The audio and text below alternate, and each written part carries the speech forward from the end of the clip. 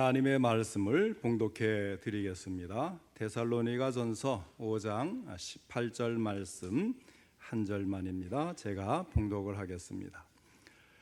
범사에 감사하라. 이것이 그리스도 예수 안에서 너희를 향하신 하나님의 뜻이니라. 아멘. 오늘은 범사에 감사하라 이 제목으로 함께 말씀을 듣겠습니다. 오늘도 하나님께서 예배드린 우리 성도님들을 만나주시고 생명의 말씀을 통해서 풍성한 은혜를 내려주시기를 축원합니다. 먼저 하나님께 기도드리겠습니다. 사랑과 은혜가 풍성하신 하나님 아버지, 이 시간에 저희들의 예배를 받으시며 귀한 말씀 주시니 감사를 드립니다. 이 말씀이 바르게 전달되고 또 바르게 듣고 깨달아 말씀을 실천할 수 있는 믿음도 가질 수 있도록 성령께서 함께 하시고 도와주옵소서. 예수님의 이름으로 기도하옵나이다. 아멘. 아마도 우리 인간의 언어 중에 가장 아름답고 존귀하고 좋은 말이 있다고 한다면 그것은 아마도 감사라는 말이 아닐까 싶어요. 그 이유는 감사가 있는 곳에 정이 있고 기쁨이 있고 또 감사가 있는 곳에 믿음이 있고 사랑이 있기 때문입니다. 사실 사람과 사람 사이에 아무리 어려운 문제가 있다고 해도 감사만 하게 되면 모든 문제가 해결이 됩니다. 마찬가지로 우리가 하나님께 대해서도 감사를 드릴 때에 우리 하나님은 우리의 모든 허물과 죄를 용서하시고 오히려 우리에게 무한한 은혜로 축복을 내려주시는 것입니다. 이 세상에는 세 종류의 사람이 있습니다. 첫째는 감사를 전혀 모르고 사는 사람이 있습니다. 이 사람은 물질도 넉넉하고 건강도 있고 직장도 안전하고 가정에 어려움도 없고 하니까 자기가 잘해서 살아가는 줄로만 알고 전혀 감사를 하지 않는 그런 사람이에요. 또 반대로 모든 것이 넉넉지 않은 상태에서 감사를 전혀 모르고 오히려 불평, 불만 속에 사는 사람도 있습니다. 감사를 모르고 사는 사람이 얼마나 그 마음이 차고 냉랭한가를 알아야 합니다. 감사를 모르는 사람의 마음속에 사랑이 있을 리가 없고 기쁨과 소망이 있을 리도 없습니다. 또 그 마음속에 인간의 정이 흐르고 웃음이 있을 리도 만무합니다. 그 전에 어느 시인이 이런 글을 지었다 그래요. 북풍 한설이여 불어와라. 내 아무리 차다 한들 감사할 줄 모르는 인간의 마음보다 더 차가울 소냐. 북풍 한설이 아무리 차다고 해도 감사할 줄 모르는 인간의 마음보다 더 차지는 못하다는 것입니다. 그러고 보면 감사할 줄 모르는 인간의 마음이 얼마나 차고 냉랭한가를 알 수가 있습니다. 자연히 감사를 모르는 사람들이 많이 사는 곳에는 그것이 쓸쓸하고 냉랭할 수밖에 없습니다. 또 이런 사람들이 많이 모여 사는 곳에는 행복보다는 불행한 삶이 계속될 수밖에 없습니다. 그러므로 감사할 줄 모르는 가족들이 모인 집안은 항상 불협화음과 다투는 큰 소리만 들리게 되어 있습니다. 그 다음에 두 번째는 감사를 하되 옅은 감사를 하는 사람이 있습니다. 자, 이 옅은 감사를 하는 사람은 어떤 사람인가 하면 내 생활 형편이 좋을 때는 감사하고 내 생활 형편이 나쁠 때는 감사를 하지 않는 사람입니다. 가령 예를 들어서 취직을 했다든지 어느 학교에 합격을 했다든지 하면 감사를 하는데 그 반대로 취직을 못했다든지 학교에 합격을 못했다든지 하면 감사를 못하는 사람이에요. 또 어떤 사람은 건강하면 감사하고 건강하지 못하면 감사 안 하고 성공하면 감사하고 실패하면 감사 안 하고 일이 잘 되면 감사하고 일이 잘 안 되면 감사 안 하고 마음에 기쁨이 있으면 감사하고 마음에 기쁨이 없으면 안 하고 사업이 잘 되면 감사하고 사업이 잘 안 되면 안 하고 하나님께서 복을 주시면 감사하고 안 주시면 안 하고 이렇게 조건을 따라 감사하는 옅은 감사를 하는 사람이 있어요. 그 다음에 세 번째로는 오늘 본문에 나오는 사도 바울과 같이 범사에 감사하는 사람이 있습니다. 범사에 감사하는 사람은 형편이 좋아도 감사, 형편이 나빠도 감사, 건강해도 감사, 건강하지 아니해도 감사, 성공을 하든지 실패를 하든지 또는 언짢은 일이나 좋은 일이나 기쁘든지 슬프든지를 막론하고 매사에 그리고 모든 상황에서 감사하는 사람을 말하는 것입니다. 자, 이렇게 세 가지 종류의 사람이 있어요. 그러면 어떤 사람이 가장 행복할까요? 감사할 줄 아는 사람이 행복한 사람입니다. 전에 신문 기사에 미국 심리학자들이 오랜 연구 끝에 감사의 과학적 변화를 확인했다는 사실이 보도된 적이 있었습니다. 요즘에는 이 두뇌 연구가 굉장히 발달을 했지요. 그래서 심지어 행복을 느끼는 뇌의 상태를 확인할 수가 있는데, 우리가 감사할 때에 이 행복을 느끼는 뇌의 상태를 더 많이 감지할 수가 있다는 겁니다. 그저 감사했을 뿐인데 뇌의 화학적인 구조와 호르몬이 변하고 신경 전달 물질이 바뀌었다는 거예요. 감사함을 느끼는 순간 사랑과 공감 같은 긍정적인 감정을 느끼는 뇌 좌측에 전전두피질, 이 뇌에 대한 용어가 참 가만히 보면 복잡해요. 뇌 좌측에 전두피질이 아니고요, 전전두피질이 활성화가 된다는 거예요. 그래서 감사는 두려움을 없애주고 안정감을 주고 적극적이며 열정적이고 다른 사람과 교감을 활발하게 해서 마치 승리에 도취된 것과 같은 감정의 선순환을 만들어서 행복지수도 높여준다는 거예요. 그 결과 아주 훌륭한 치유의 수단이 되어서 병을 치료할 때도 아주 유용하다는 것이 과학자들에 의해서 입증이 되고 있는 것입니다. 전에도 감사하는 이 습관을 감사로 바꾸면서 감사할 일을 노트에 다 기록을 해가면서 병을 치료했다는 그런 간증을 들은 적이 있어요. 자, 여러분, 스트레스가 쌓이고 가슴이 답답하고 힘들 때가 있을 거예요. 그럴 때에 감사할 일 3가지만 생각해 보라는 것입니다. 그렇게만 해도 스트레스를 씻은 듯이 날려버릴 수가 있다고 합니다. 그러면 그렇다고 해서 우리가 살아가는 이 세상에 그렇게 우리가 늘 고맙고 감사해야 할 일만 있을까요? 당연히 그렇지는 않죠. 만나고 당하는 일들이 늘 기분이 좋고 행복한 일만 있는 것은 결코 아닙니다. 도리어 불평과 불만과 불행으로 생각되는 일이 더 많은 것 같기도 해요.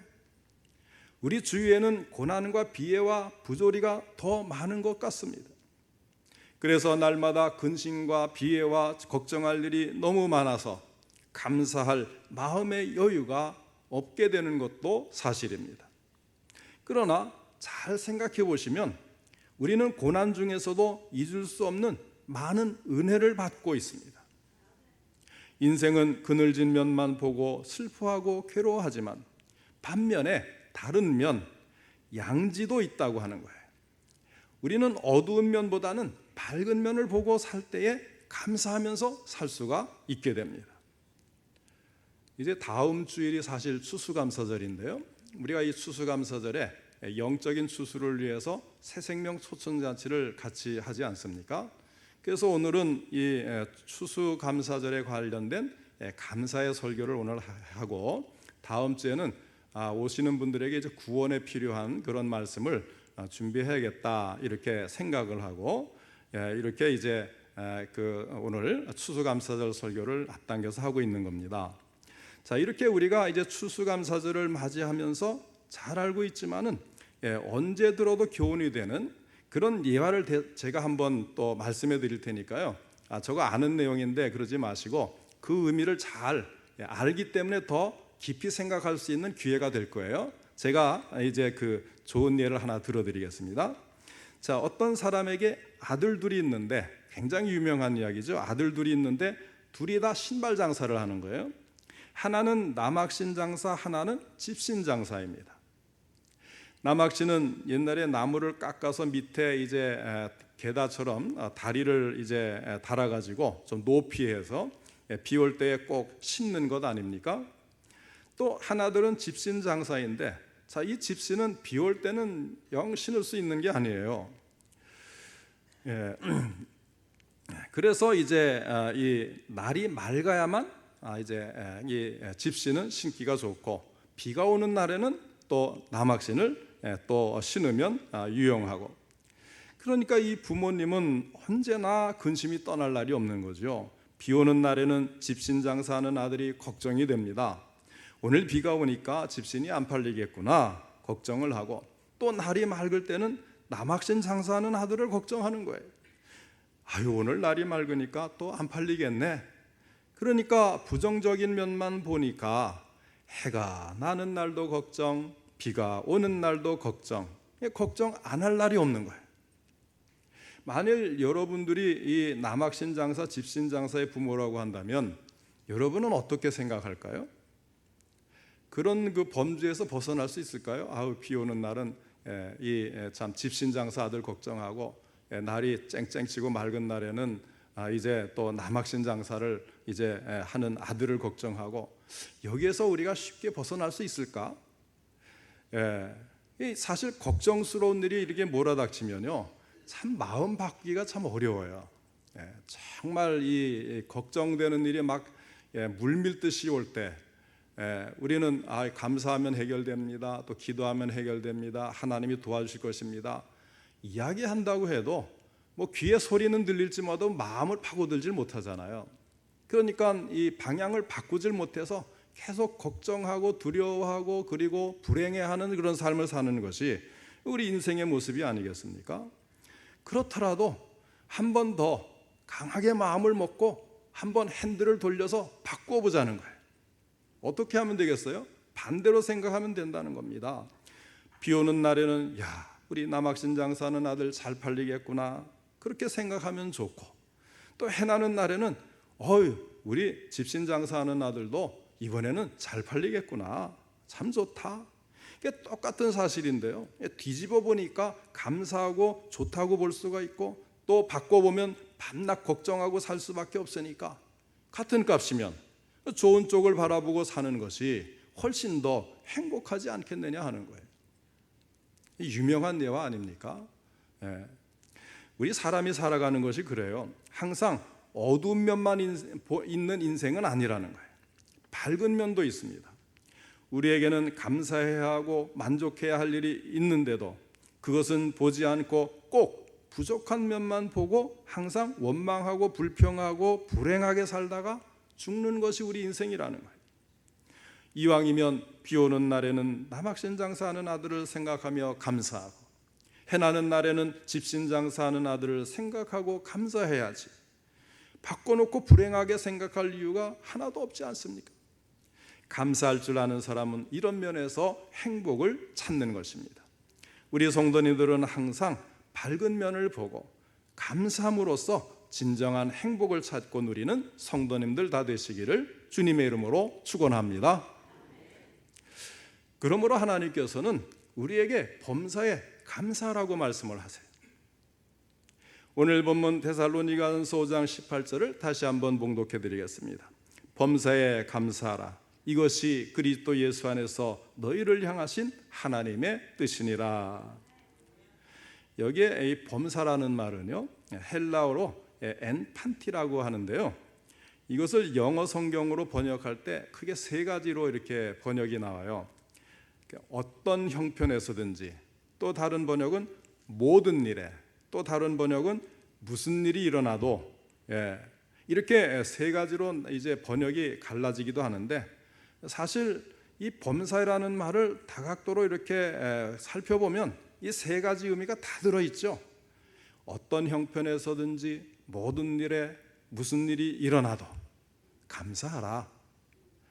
우리는 좋은 일에도 감사할 뿐만 아니라 안 좋은 일에도 감사할 수 있어야 합니다. 왜냐하면 합력하여 선을 이루게 하시는 분이 우리 하나님이시기 때문에, 우리 예수 믿는 사람, 하나님의 자녀된 사람에게는 나쁜 일이 나쁜 일로만 끝나질 않고, 또 이제 좋지 않은 일이 좋지 않은 일로만 끝나는 것이 아니고, 그것이 돌고 돌아 합력해서 선을 이루게 하실 때는 그때서야 그때 내가 참 불평하고 원망했는데 그래서 그러셨구나, 나를 위해서 내가 더 큰 복을 받도록 그러셨구나, 이런 것을 뒤늦게 깨닫게 되는데 우리는 미리 믿음으로 알고 그러할 때도 감사하자는 거예요. 합력하여 선을 이루시는 하나님을 믿는 우리이기 때문에 그렇습니다. 설령 그렇지 않더라도 우리에게는 무엇이 예비되어 있습니까? 하늘의 아름다운 하늘의 집과 또 하늘의 상급이 우리를 기다리고 있잖아요. 사실 이것은 우리 그 피부에 와닿질 않는 거예요. 그저 뭐 그렇다더라, 믿어야 된다더라. 그러나 여러분, 한번 지난번에 말씀드렸지만 한번 생각해 보세요. 100년 이내 사는 이 인생에서 우리가 부귀영화를 누리다가 영원히 사는 것에서 지옥불의 형벌을 받는 그런 상태가 됐다면 그게 행복한 거겠어요?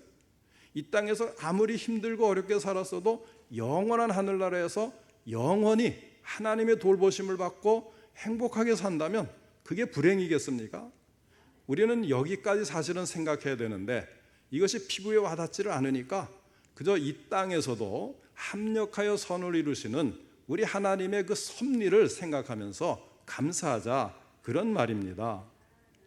그래서 기쁠 때도 감사하고 괴로울 때도 감사하고, 감사하지 않고 지나치는 것이 하나도 없도록 하는 것, 그것이 범사에 감사라고 하는 말씀의 참뜻인 것입니다. 과연 우리는 얼마나 범사에 감사하고 있을까요? 얼마나 하나님께서 원하시는 감사를 드리고 있습니까?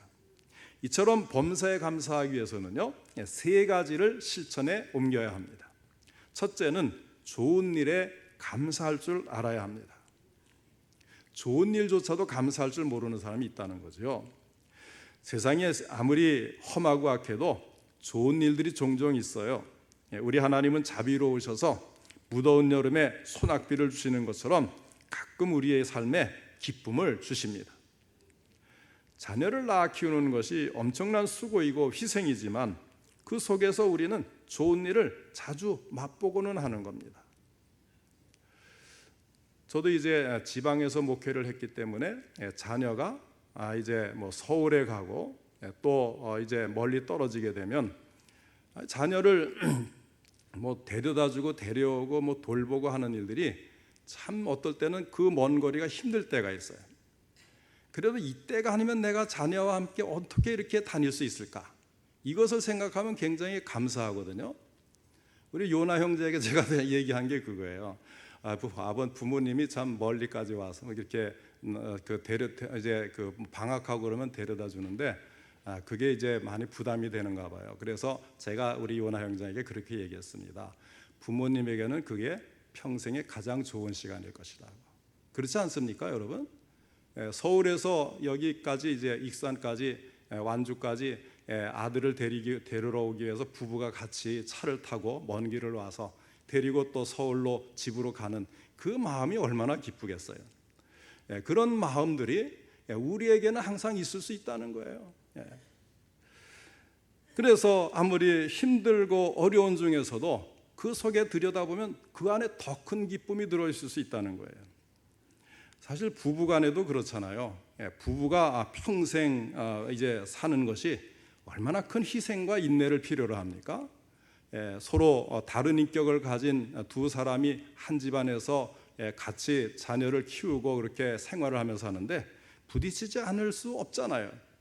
그래도 그 함께하는 것으로 인해서 큰 기쁨을 맛볼 때가 얼마나 많습니까?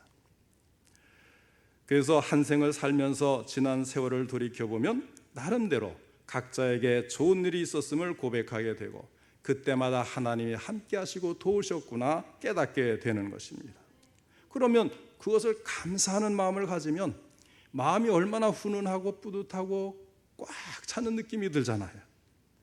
그런데 정작 우리는 우리가 경험하게 된 좋은 일마다 하나님께 감사하며 살지 못하고 있다는 것입니다. 우리는 좋은 일이라고 해서 자연스럽게 감사하는 것이 아님을 인정해야 돼요. 하나님 앞에 마땅히 감사해야 될 좋은 일을 감사 없이 넘겨버릴 때가 얼마나 많은가 인정하고 회개를 해야 할 것입니다. 그 다음에 둘째는요, 나쁜 일에도 감사할 줄 알아야 합니다. 범사에 감사하라. 이것이 너희를 향하신 하나님의 뜻이니라. 이 말씀은 1차적으로 데살로니가 교인들을 향해서 주신 말씀입니다. 그러나 그 당시 그들은 엄청난 핍박을 받고 있는 상황이었어요. 데살로니가 교회를 향해서 지금 범사에 감사하라 이렇게 말씀을 하잖아요. 그런데 데살로니가 교회는 지금 엄청난 핍박, 박해 속에 교인 한 사람 한 사람이 큰 고통을 겪고 있는 그런 시절에 이 편지가 도착을 하는 거예요. 데살로니가전서 3장 4절에 말씀하기를 우리가 너희와 함께 있을 때에 장차 받을 환난을 너희에게 미리 말하였는데 과연 그렇게 된 것을 너희가 아느니라. 환난에 올 것이다 그랬는데 이제 환난이 와서 너무나 교인들이 힘든 상황에 있다는 것을 안다는 거예요. 바울이 전도를 하면서 이제 예수를 믿게 되면 핍박을 받게 될 것이라고 미리 예언을 하는 거예요. 그런데 막상 예수를 믿고 나니까 정말로 엄청난 그 핍박, 박해, 환난 이런 것들이 그들에게 불어닥친 것입니다. 로마 시대에 큰 그 박해가 3번이 있었고요. 부분적인 박해는 거의 일상생활이었습니다.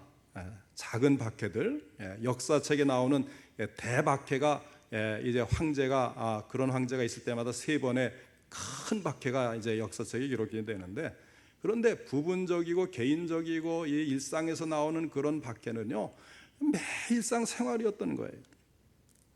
거기서 박해는 믿음을 지키기 위해서 다른 것을 다 포기하는 것을 말합니다.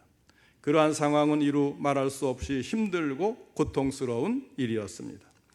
바울도 결국 복음을 전하다가 순교를 했지만 그 당시 예수님을 믿으려면 이런 핍박과 고난을 각오하지 않으면 안 될 정도로 많은 박해가 있었던 거예요.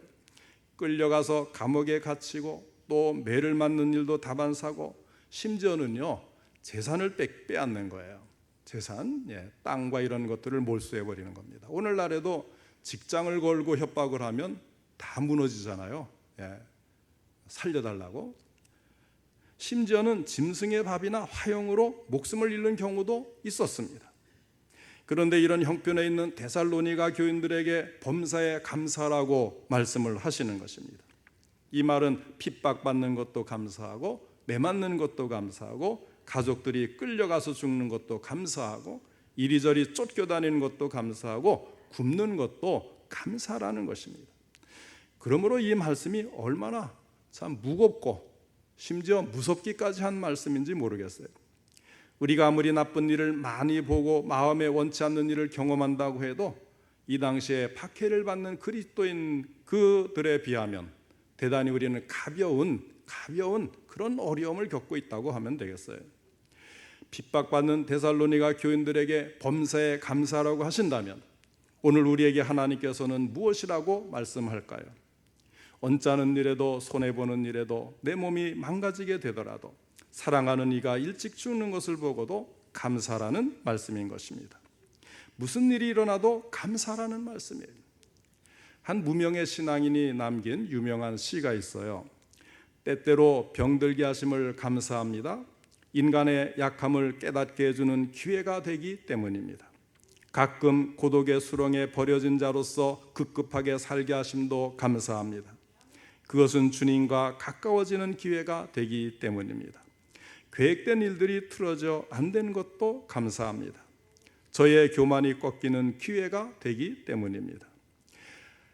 아들, 딸이 걱정거리가 되게 하시고 아내와 남편이 힘들어질 때도 있게 하시고 부모와 형제가 짐으로 느껴질 때가 있게 하심을 감사합니다. 어려움의 골짜기를 지날 때마다 인간된 보람을 느끼기 때문입니다.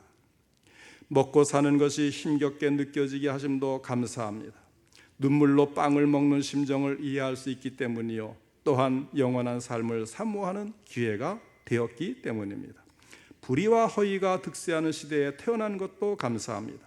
하나님의 공의가 분명히 드러나기 때문입니다. 땀과 고생의 잔을 맛보게 하심을 감사합니다. 그래서 주님의 사랑을 깨닫기 때문입니다. 주여, 저의 작은 마음에 감사하는 마음을 담아주심을 감사합니다. 여러분, 이것이 구원받은 그리스도인들이 해야 할 감사가 아니겠습니까?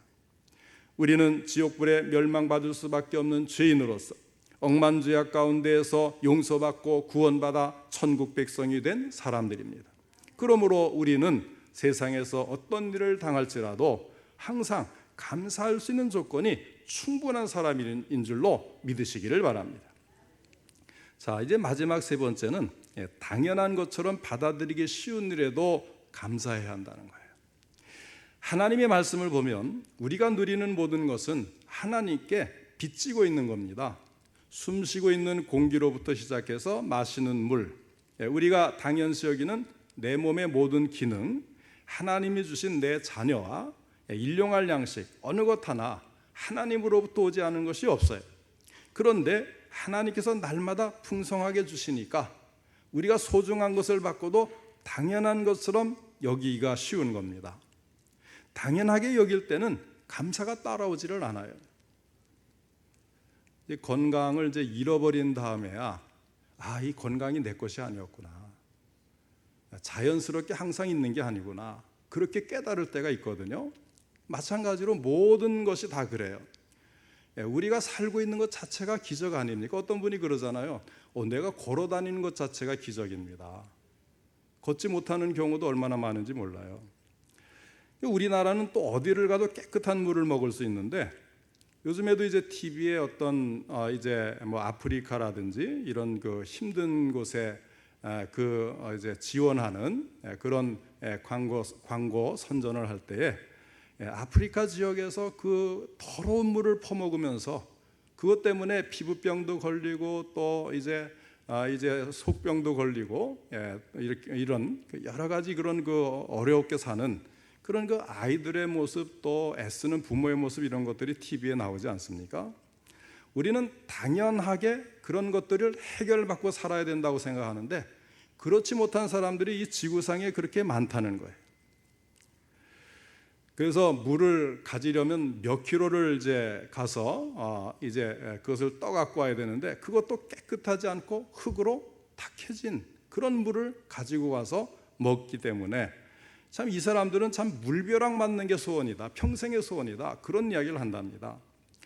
우리가 거의 이제 80년 가까이 됐는데 79년이 됐죠. 식민지에서 이제 막 벗어난 그런 가난한 나라였지 않습니까? 설상가상으로 6.25 전쟁이라는 끔찍한 동족 상잔을 거치면서 지금도 그 폐허가 된 그 사진들을 우리가 많이 보잖아요.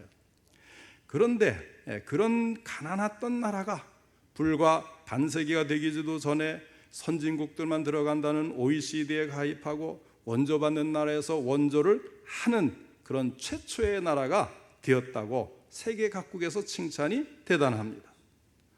우리도 모르는 사이에 우리나라가 세계 선진국 대열에 부강한 나라 속에 들어가 버린 거예요. 우연한 일일까요?